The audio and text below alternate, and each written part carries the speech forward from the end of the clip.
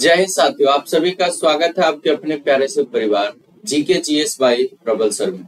मैं प्रसून आज आप लोगों का एक बार फिर से आपके इस क्लास में बहुत बहुत स्वागत करता हूं और आशा करता हूं कि आप सभी मेरे प्यारे साथी बहुत अच्छे होंगे और आपकी पढ़ाई लिखाई भी अच्छे चल रही होगी।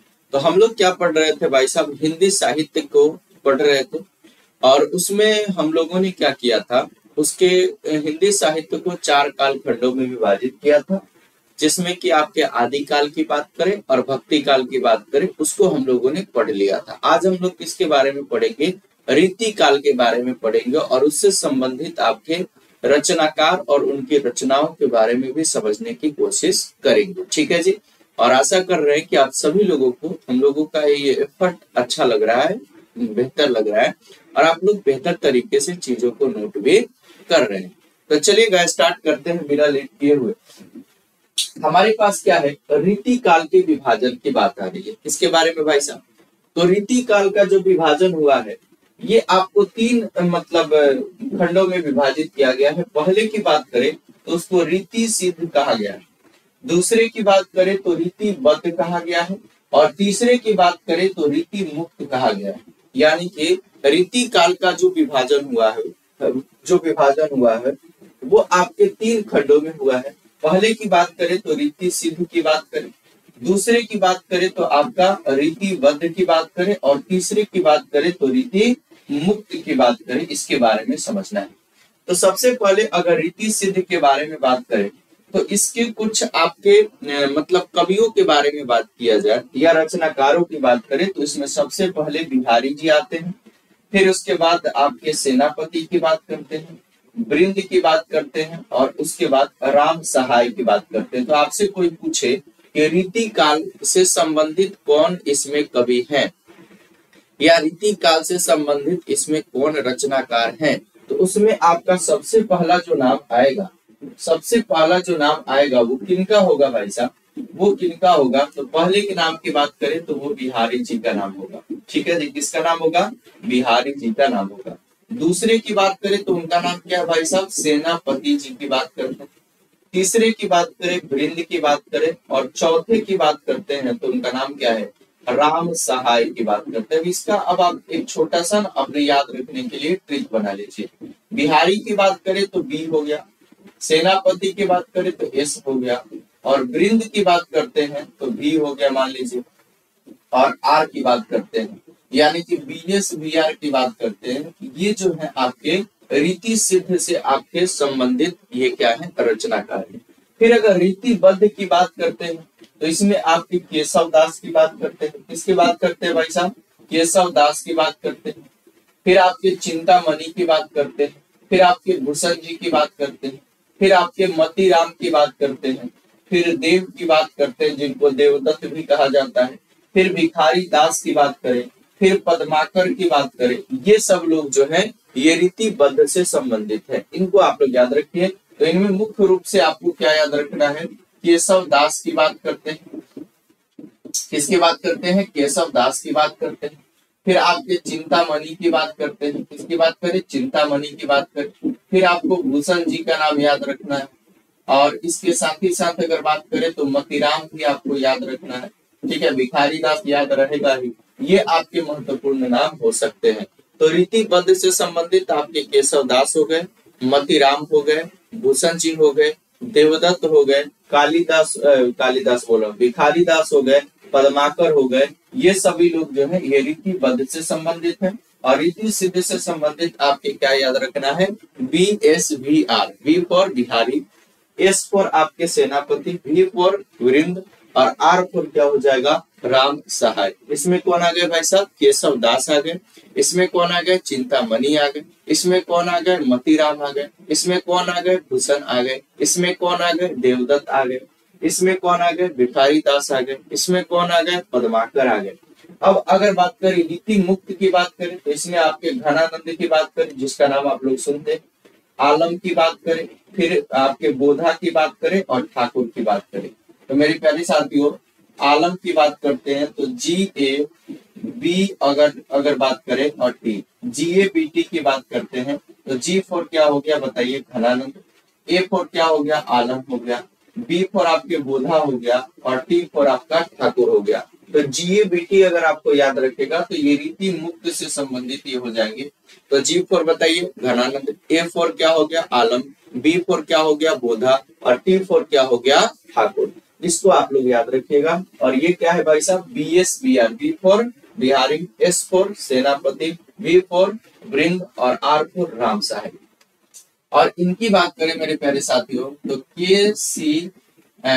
के सी अगर बात करें और यहाँ पे क्या हो जाएगा बी, यानी कि KBC आप लोग याद रखिएगा। इसकी बात करें KBC आप लोग याद रखिएगा। और KBC में पहले कौन आ जाएंगे, के फॉर आपके कौन आ जाएंगे केशव दास, बी फॉर आपके भूषण जी आ जाएंगे और सी फॉर चिंतामणि आ जाएंगे। और उसके बाद बात करें मतीराम की बात करें और मतीराम की बात करें, फिर उसके बाद देव की बात करें और भिखारी दास की बात करें। किसकी बात करें, भिखारी दास की बात करें। इसको आप लोग याद रखिएगा। तो इसमें आपको क्या याद रखना है, BMW याद रखना है, BMD याद रखना है। कौन याद रखना है, BMD याद रखना है। इसको आप लोग याद रखिएगा। बी फॉर क्या हो जाएगा, बी फॉर की अगर बात करें तो आपका भिखारी हो जाएगा और डी फॉर क्या हो जाएगा देव हो जाएगा और एम फॉर क्या हो जाएगा मती राम हो जाएगा। तो इस तरीके से आप लोग इसको याद रख सकते हैं। तो याद रखिएगा रीति काल की बात करें तो इसको 3 खंडों में विभाजित किया गया। पहले के रीति सिद्ध, दूसरे को रीतिबद्ध और तीसरे को रीति मुक्त कहा गया है। और रीतिबद्ध से संबंधित आपके कवियों की बात करें, रचनाकारों की बात करें तो आपको मैंने बता ही दिया। केशव दास की बात करें, मतीराम की बात करें, देव या देवदत्त की बात करें, भिखारी दास की बात करें, पद्माकर की बात करें, ये सारे लोग हैं। ठीक है जी। फिर रीति सिद्ध से संबंधित आपको BSBR याद रखना है। B for Bihari, S for क्या हो जाएगा भाई साहब सेनापति, V फॉर वृंद और R फॉर राम सहाय। फिर अगर आपके रीति मुक्ति की बात करें तो GABT याद रखना है। G फॉर आपका घनानंद, A फॉर आपके आलम, B फॉर आपके क्या हो जाएंगे B फॉर आपके बोधा और T फॉर क्या हो जाएंगे ठाकुर। तो ये आपके कुछ बातें थी जिसको मैंने बता दिया। अब चलेगा, अब पद्माकर की कुछ प्रमुख रचनाएं हैं जो कि आपके एग्जाम में पूछा जाता है। तो पद्माकर की प्रमुख रचनाओं में सबसे पहला कौन है, राम रसायन। कौन है भाई साहब, राम रसायन। इसको आप लोग याद रखिएगा। दूसरे की बात करें तो कली पचीसी। तो राम रसायन की बात करें एक बार लिखते चलेंगे। किसकी बात करते हैं मेरे प्यारे साथियों, राम रसायन की बात करें। दूसरे की बात करें तो उसका नाम क्या है, कली पचीसी। क्या नाम है भाई साहब, कली पचीसी की बात करते हैं। तीसरे की बात करें तो इसका नाम क्या है भाई साहब, थोड़ा कठिन है, हिम्मत बहादुर। क्या याद रखना है, हिम्मत बहादुर विरुदावली की बात करते हैं। किसकी बात करें, हिम्मत बहादुर विरुदावली की बात करते हैं। तो आप लोगों को याद हुआ। बताइए अगर आपसे कोई क्वेश्चन पूछे कि पद्माकर की बात करें, ये जो आपके रीतिकालीन मतलब भक्ति रीतिकालीन आपके समय से बिलोंग करते हैं, तो इसमें आपकी कली पचीसी इनकी रचना है, राम रसायन इनकी रचना है। फिर हिम्मत बहादुर विरुदावली की बात करें, हिम्मत बहादुर विरुदावली, हिम्मत बहादुर विरुदावली की बात करें, कली पचीसी हो गया, राम रसायन हो गया। तो देखिएगा इसको कैसे याद करेंगे, R फॉर राम रसायन है और K फॉर क्या हो गया कली पचीसी और हिम्मत RKH की बात करते हैं। इसकी बात करते हैं RKH। मान लीजिए RKH कोई आपका क्या है ब्रांड है, इसको आप लोग अच्छे तरीके से याद रखिएगा। तो R फॉर क्या हो गया भाई साहब राम रसायन, K फॉर क्या हो गया कली पचीसी और H फॉर क्या हो गया हिम्मत बहादुर विरुदावली। H फॉर क्या हो गया हिम्मत बहादुर विरुदावली की बात करते हैं। फिर इधर चलेंगे तो मेरे प्यारे साथियों गंगा लहरी और इधर क्या है जगत विनोद की बात करें तो गंगा लहरी, जगत विनोद, हिम्मत बहादुर विरुदावली, कली पचीसी, राम रसायन। ठीक है जी। फिर अगर बात करें तो पद्मा भरण की बात करें तो ये G फॉर क्या हो जाएगा गंगा लहरी, J फॉर क्या हो जाएगा जगत विनोद और यहाँ पे P फॉर क्या हो जाएगा मेरे प्यारे साथियों पद्मा भरण। तो JGP आपकी एक पार्टी हो गई। कौन सी पार्टी भाई साहब, GJP। क्या नाम है भाई साहब, GJP एक पार्टी है। G फॉर गंगा लहरी, फिर J फॉर जगत विनोद और आपके P फॉर पद्मा भरण। तो पद्मा भरण ठीक है जी। पद्माकर की प्रमुख रचनाओं की बात करें तो पद्मा भरण की बात करें, जगत विनोद की बात करें, गंगा लहरी की बात करें। इधर याद हो गया गंगा लहरी, जगत विनोद और साथ ही साथ पद्मा भरण की बात करते हैं। तो ये आपका इधर का क्लियर हो गया। और इधर का तो आपका क्लियर है कि अगर ऊपर सबसे चले मेरे प्यारे साथियों तो क्या है भाई साहब, राम रसायन, क्या है RKH याद रखना है, राम रसायन। K4 क्या हो गया, कली पचीसी, K4 क्या हो गया, कली पचीसी। और आपके H4 क्या हो गया, हिम्मत बहादुर विरुदावली। तो इस तरीके से ये आपके पद्माकर की प्रमुख रचनाएं, अब एक स्वर में बोलो, है कली पचीसी, राम रसायन, गंगा लहरी, जगत विनोद, पद्मा भरण, उसके बाद हिम्मत बहादुर विरुदावली, दिस इज द खत्म। ठीक है जी, तो ये आपका क्या हो गया, इस तरीके से पद्माकर की रचनाएं हो गई। आगे बढ़ते हैं, देव या देवदत्त की रचनाओं की बात करें। किसकी बात करें, देव या देवदत्त की रचनाओं की बात करें तो सबसे पहले आपको याद रखना है भाव विलास की बात करते हैं, फिर आपके अष्टयाम की बात करते हैं, फिर आपके भवानी विलास की बात करते हैं, फिर आपके सुख सागर तरंग की बात करते हैं। तो भाव विलास भवानी विलास, ये तो आपको कुछ लीक हो रहा है, भाव विलास और भवानी विलास की बात करते हैं, ये तो हो गए। फिर उसके बाद आपके अष्टयाम की बात करते हैं और फिर आपके सुख सागर तरंग की बात करते हैं। तो सुख सागर तरंग किसकी रचना है, देव या देवदत्त की रचना है। भवानी विलास किसकी रचना है, देव या देवदत्त की रचना है। अष्टयाम किसकी रचना है, देव या देवदत्त की। भाव विलास किसकी रचना है, देव या, तो भाव विलास भवानी विलास, अष्टयाम और उसके बाद सुख सागर तरंग। सुख सागर तरंग, अष्टयाम, भाव विलास, भवानी विलास। क्या है भाई साहब, सुख सागर तरंग, फिर क्या है भवानी विलास, अष्टयाम और भाव विलास। ये आपके देव या देवदत्त की प्रमुख रचनाओं में से देखा जाता है। इसको आप लोग अच्छे तरीके से याद रखिएगा। तो आप लोगों को ये चीज समझना है, ये बातें आपको समझनी है, बहुत इंपॉर्टेंट आपकी बातें हो जाएंगी जिसको आपको समझना जरूरी हो जाएगा। ठीक है जी, ये आपको समझना जरूरी हो जाएगा। चलिएगा अगला पढ़ते हैं। अब हम लोग क्या पढ़ेंगे, चिंतामणि की प्रमुख रचनाएं। क्या पढ़ेंगे बाबू, चिंतामणि की प्रमुख रचनाएं। तो चिंतामणि के प्रमुख रचनाओं में सबसे पहले कौन आएगा, रस विलास। क्या आएगा, राम रसायन की बात करें तो पद्माकर में चले जाना है, ठीक से ध्यान दीजिएगा। तो रस विलास की बात करें, उसके बाद श्रृंगार मंजरी की बात करें तो ये क्या हो जाएगा, ये क्या हो जाएगा, श्रृंगार मंजरी की बात करें। उसके बाद आपके किसके, कवि कुल कल्प तरु की बात करें, ये आपको याद रखने की जरूरत है। क्या है भाई साहब, कवि कुल कल्प तरु की बात करते हैं। किसकी बात करते हैं, कवि कुल कल्प तरु की बात करते हैं। ये आपकी किसकी रचना है, कवि कुल कल्प तरु की बात करें तो ये आपके चिंतामणि की रचना है। श्रृंगार मंजरी किसकी रचना है, चिंतामणि की रचना है। रस विलास किसकी रचना है, रस विलास भी आपके चिंतामणि की रचना है। काव्य विवेक की बात करें किसकी रचना है, ये भी आपके चिंतामणि की रचना है। और काव्य प्रकाश की बात करते हैं, ये भी आपके चिंतामणि। तो काव्य विवेक, काव्य प्रकाश, फिर श्रृंगार मंजरी, रस विलास और कवि कुल कल्पतरु, ये सारी जो आपकी रचनाएं यहाँ पे दी गई है ये चिंतामणि जी की प्रमुख रचनाएं है। इनको आप लोग अच्छे तरीके से याद रखिएगा। आगे बढ़िएगा, आगे बढ़ते हैं, मतीराम की प्रमुख रचनाओं की बात करते हैं। किसकी बात करते हैं, मतीराम की बात करते हैं। तो मतीराम का क्या हो जाएगा, साहित्य सार हो जाएगा। दूसरे की बात करें ललित ललाम, ये बहुत इंपॉर्टेंट है, ये बहुत ज्यादा इंपॉर्टेंट है, आपके एग्जाम में कितनों बार पूछा गया है। ललित ललाम की बात करें, ये किसकी रचना है, तो आपकी चिंतामणि की नहीं, सॉरी, मतीराम की आपकी रचनाएं हैं, इसको याद रखिएगा। तो ललित ललाम किसकी रचना है, ललित ललाम की बात करें तो ये आपके मतीराम की प्रमुख रचनाएं हैं, इसको आप लोग याद रखिएगा। अगर आपसे कोई क्वेश्चन पूछे कि फूल मंजरी की बात करें, किसकी बात करते हैं, फूल मंजरी की बात करते हैं, तो ये फूल मंजरी किसकी रचना है, तो ये भी आपके मतीराम की रचना है। वृत्त कौमुदी की बात करें, किसकी बात करते हैं, वृत्त कौमुदी की बात करते हैं, तो ये भी आपके मतीराम। तो मतीराम साहित्य सार हो गया। दूसरे की बात करें ललित ललाम हो गया। तीसरे की बात करें तो फूल मंजरी हो गया। चौथे की बात करें तो वृत्त कौमुदी हो गया। क्या, वृत्त कौमुदी हो गया, इसको आप लोग याद रखिएगा। तो फूल मंजरी ये आपके मतीराम, ललित ललाम मतीराम, साहित्य सार मतीराम, वृत्त कौमुदी मतीराम। ठीक है जी, इसको आप लोग याद रख लेंगे। अगला बढ़िएगा, अगला आपके सामने क्या है, रसलीन की प्रमुख रचनाओं की बात करते हैं। किसकी बात करते हैं, रसलीन की प्रमुख रचनाओं की बात करते हैं। देखिए कितना इंपॉर्टेंट ये सारी चीजें हैं।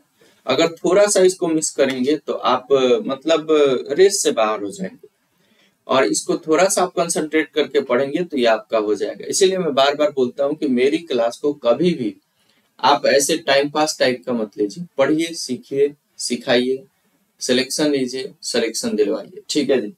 अगर बात करें रसलीन की प्रमुख रचनाओं की बात करें तो मेरे प्यारे साथियों अंग दर्पण की बात करते हैं, और दूसरे की बात करें तो रस प्रबोध की बात करें।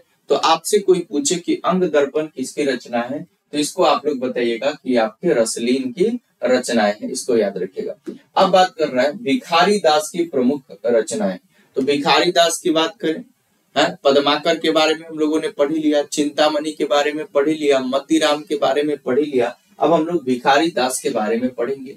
तो भिखारी दास का क्या है, काव्य निर्णय की बात करें, दूसरे की बात करें तो श्रृंगार निर्णय की बात करें, और तीसरे की बात करें शतरंज शतिका।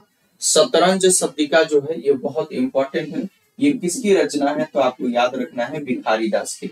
तो शतरंज शतिका की बात करें तो भिखारी दास की रचना है, श्रृंगार निर्णय की बात करें तो आपके भिखारी दास की रचना है, और काव्य निर्णय की बात करें तो भिखारी दास की रचना है। अंग दर्पण की बात करें तो रसलीन की रचना है, और रस प्रबोध की बात करें रसलीन। एक चीज आप लोग करेक्ट कर लीजिएगा, कहीं मैंने आप लोगों को पढ़ाया है, मीराबाई के बारे में पढ़ाया था, भक्तिकालीन आपके भक्ति काल के समय में आपको पढ़ाया था, जो कि आपके निर्गुण बोल रहे हैं, सगुन आपके सखा से संबंधित थी, और वो कृष्ण भक्ति सखा के संबंध में मैंने आपको पढ़ाया था। तो उसमें शायद कहीं मैंने बता दिया था, देख लीजिएगा एक बार, कि मीराबाई के गुरु जो थे वो रसखान थे, रसखान नहीं रैदास, गुरु रैदास जो थे वो मीराबाई के आपके क्या थे, गुरु माने जाते हैं। तो उसको थोड़ा सा आप लोग करेक्ट कर लीजिएगा, वो आपको बोलने में कहीं ना कहीं मिस हो गया होगा। चलिएगा अगले पॉइंट की तरफ बढ़ते हैं। अगला पॉइंट हमारा क्या है, भूषण जी की बात करते हैं, जिनका क्वेश्चन हमेशा एग्जाम में पूछा जाता है भाई साहब। तो भूषण जी की रचनाओं की बात करते हैं तो इसमें आपके शिवराज भूषण की बात करते हैं, शिवा बावनी की बात करते हैं, और आपके छत्रसाल दशक, ये बहुत इंपॉर्टेंट और एग्जामिनर का पसंदीदा क्वेश्चन कि छत्रसाल दशक किसकी रचना है। क्या पूछा जाता है, छत्रसाल दशक किसकी रचना है, तो ये आपके भूषण जी की रचना है। शिवा बावनी की बात करते हैं तो भूषण जी की रचना है, शिवराज भूषण की बात करते हैं भूषण जी की रचना है। अब घनानंद की बात करें तो ये भी बहुत इंपॉर्टेंट हो जाते हैं। तो घनानंद की रचनाओं की बात करें तो इश्क लता की बात करें तो शिव बावनी हो गया, छत्रसाल दशक हो गया, और शिवराज भूषण हो गया। ये किसके, भूषण जी की प्रमुख आपके रचनाएं हैं। अब घनानंद की बात करें तो इश्क लता की बात करें, विरह लीला की बात करें, और वियोग बेली की बात करें। पहला क्या है, इश्क लता, दूसरे की बात करें विरह लीला, और तीसरे की बात करें वियोग बेली की बात करते हैं। तो वियोग बेली हो गया, उसके बाद आपके विरह लीला हो गया, फिर आपके इश्क लता हो गया, फिर आपका क्या हो गया, कोकसार हो गया, और फिर क्या हो गया, सुजान सार। तो कोकसार, सुजान सार ये आपके घनानंद की रचना है। विरह बेली की, विरह लीला की बात करें और वियोग बेली की बात करें, विरह लीला और वियोग बेली, इसको आप लोग अच्छे तरीके से याद रखिएगा। इश्क लता ये आपके एग्जामिनर का फेमस क्वेश्चन है, कि अगर आपसे कोई पूछे कि इश्क लता जो है ये किसकी रचना है तो ये आपके घनानंद जी की रचना है। अगर कोई पूछे वियोग बेली किसकी रचना है तो ये आपके घनानंद जी की रचना है। अब उसके बाद विरह लीला किसकी रचना है, घनानंद जी की रचना है। छत्रसाल दशक किसकी रचना है, भूषण जी की रचना है। शिवा बावनी किसकी रचना है, भूषण जी की रचना है। शिवराज भूषण किसकी रचना है, भूषण जी की रचना है। कोकसार किसकी रचना है, घनानंद की। सुजान सार किसकी रचना है, तो आपके घनानंद की। इसको आप लोग अच्छे तरीके से याद रखिएगा। अब चलेगा केशव दास की प्रमुख रचनाओं के बारे में पढ़ते हैं, और यहाँ से क्वेश्चन पूछा जाता है भाई साहब, ये बहुत VVI है, केशव दास से रिलेटेड तो बहुत सारे क्वेश्चन पूछे जाते हैं, इसको याद रखिएगा। यानी कि रसिक प्रिया की बात करते हैं, ये आपके केशव दास की रचना है। रतन बावनी की बात करें, शिवा बावनी की बात करें तो आपके भूषण जी। शिवा बावनी किससे संबंधित है, भूषण जी से, और यहाँ पे रतन बावनी की बात करते हैं तो ये आपके किससे संबंधित है, केशव दास। कवि प्रिया और आपके रसिक प्रिया, ठीक है जी, कवि प्रिया और रसिक प्रिया। रामचंद्रिका किसकी रचना है, रामचंद्रिका भी किसकी रचना है, केशव दास की रचना है। रतन बावनी किसकी रचना है, कवि प्रिया किसकी रचना है, रसिक प्रिया किसकी रचना है? जहांगीर जस चंद्रिका, ये भी बहुत इंपॉर्टेंट है। जहांगीर जस चंद्रिका। विज्ञान गीता, ठीक है जी, तो विज्ञान गीता हो गया, रामचंद्रिका हो गया, फिर आपके कवि प्रिया हो गया, फिर आपके रसिक प्रिया हो गया, फिर आपके रतन भावनी हो गया, जहांगीर जस चंद्रिका हो गया, फिर आपके छंदमाला की बात करते हैं। ये सारे आपके किसकी रचनाएं हैं?